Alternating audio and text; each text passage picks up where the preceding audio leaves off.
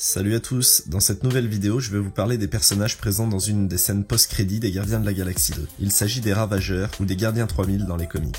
Personnellement je trouve ces personnages bourrés de potentiel. Le fait qu'ils soient présents dans une scène post-crédit des Gardiens de la Galaxie 2 semble indiquer qu'ils prendront de l'importance dans la suite du MCU et pourquoi pas dans un film solo. Mais bon, ne nous emballons pas.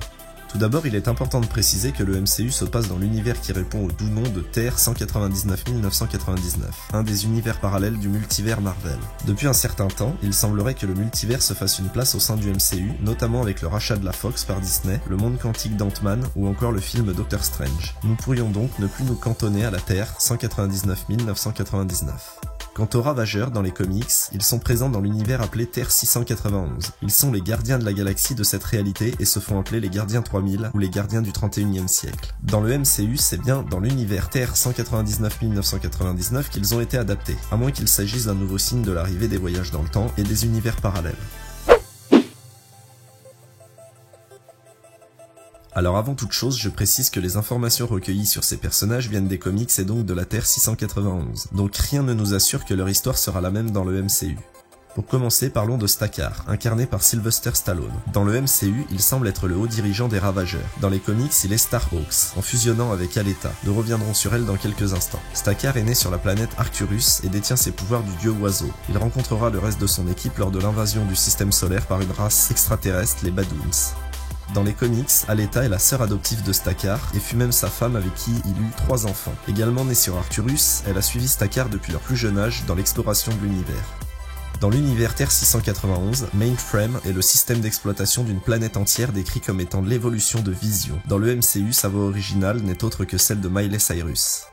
Passons à présent à Charlie 27. Pilote et soldat né sur Jupiter, il a été génétiquement conçu pour endurer la puissante gravité présente sur cette planète. À ce titre, il possède une masse musculaire 11 fois supérieure à celle d'un homme commun. Accompagné des autres gardiens 3000, il sera d'une grande utilité pour reprendre la Terre aux Badoons, cette race extraterrestre qui a envahi le système solaire.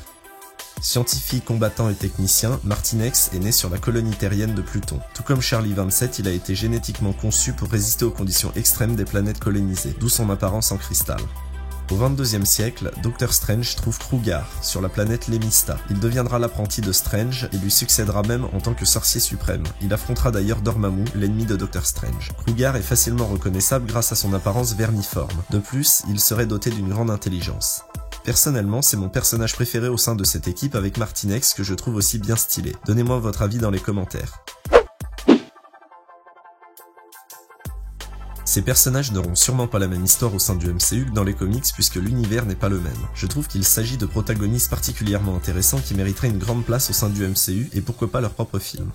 James Gunn, le réalisateur des Gardiens de la Galaxie, a d'ailleurs déclaré vouloir donner plus de visibilité à ce groupe de Ravageurs, mais pas forcément dans les Gardiens de la Galaxie 3. Avec l'envie de Kevin Feige de développer l'univers cosmique de Marvel, les Gardiens 3000 ont donc une grande chance de revenir.